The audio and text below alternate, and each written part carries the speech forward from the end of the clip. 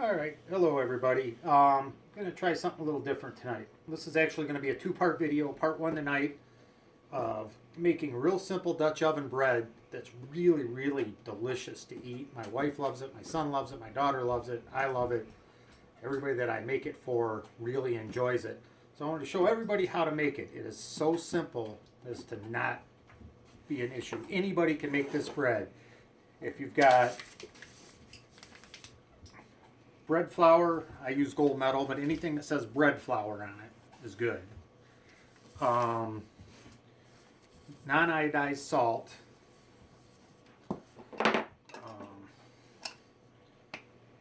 Active dry yeast. I use Red Star, but any active dry yeast will work. Raw pumpkin seeds, or you can use roasted pumpkin seeds. Roasted unsalted sunflower seeds. And almond slices. That and hot water. That's it. That's all you need to make this loaf of bread. I'm going to show you how simple it is, and I think everybody owes it to themselves to try it. The one other thing you need is a number 10 Dutch oven. That's what you're going to bake your bread in. Number 10 Dutch oven with a lid. You can use a bigger one or a smaller one. I've never tried either. This recipe comes out perfect in a number 10 Dutch oven. If you got one with legs, you can do it over the coals in the fire. I'm going to show you the oven method right now because my fire pit's under 3 feet of snow. Later in the year when the snow all melts, I'm going to do the same recipe over a fire. We'll film that, go from there. Like I said, you start out with the 3 cups of bread flour. It's 3 cups. I mean, I don't level it or anything. I get it in there and toss them in the bowl. After you get the bread flour in, I like to take my 1 teaspoon measure and put in 1 pretty level teaspoon of active dry yeast and 3 spoonfuls of non-iodized salt. Sprinkle the yeast in first. Because I do. I don't think the order really matters. I've just always done it just one way. And that's pretty much it. After you get those 3 ingredients in the bowl, take a whisk.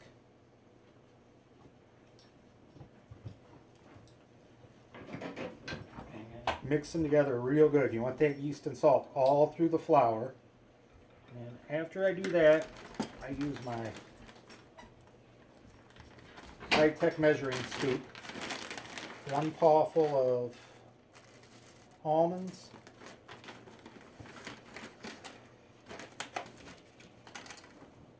About a palm full of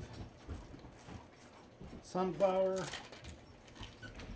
And a palm full of pumpkin seeds. Get them in. Turn the water on as hot as it'll go. You want this water as hot as your tap water will get.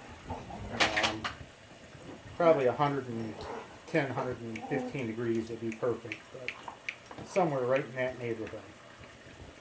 Whisk the almonds and the sunflower and pumpkin seeds. Then I like to make a little well in the middle to start my water.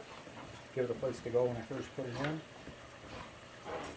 then I waited too long. That's not going to get hot for a minute. But shh, Zoe. Sorry, puppies are playing in the background, so that's what it is.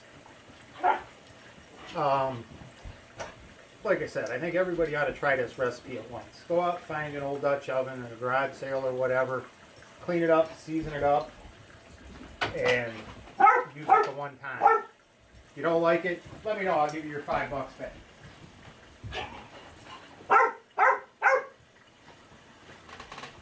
Girl. Threw them a milk bone. That ought to keep them quiet for a minute.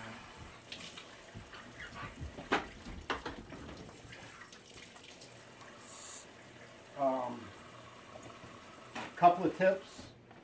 Use glass or earthenware bowls.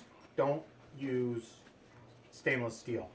The yeast and the salt don't, whatever reason, they don't work well with the stainless steel. I'm sure some experienced cook or something could explain that to me. I don't know. I just know if you use glass or earthenware bowls, it works much better. Water's finally hot enough there. Take. I normally start out with 2 full cups of hot water, as hot as your tap will make it. And then I'll get another, usually about a third to a half a cup, set it on the counter, and just start folding it in. I'm going to end up with a dough that's a little on the sticky side, and that's about perfect. That's what you want. This recipe, it's kind of like a Fritch bread, a real, a more tough crusted, thicker crusted bread, I guess. I don't know how to really describe it other than it's really, really good. All you want to do is keep working that flour down the sides of the bowl, working it into that dough. You don't want to have any dry spots because they'll still be in there when you take the bread out of the oven tomorrow. This is just a tad dry. I'm just going to add about another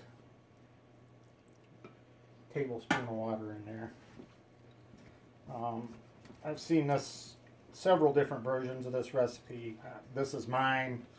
I've played with it. Sometimes I make it without the seeds, and that makes a really good breakfast type bread, or like with spaghetti and stuff. It seems like everybody, once they try, I call it 3-seed bread, although technically it's almonds, sunflower seeds, and pumpkin seeds.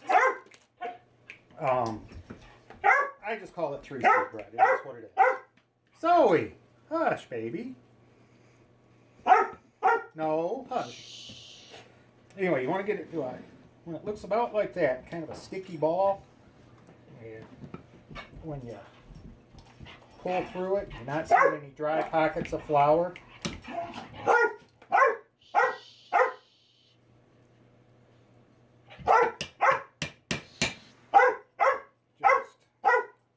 Put it in the bottom of the bowl. Grab your plastic wrap.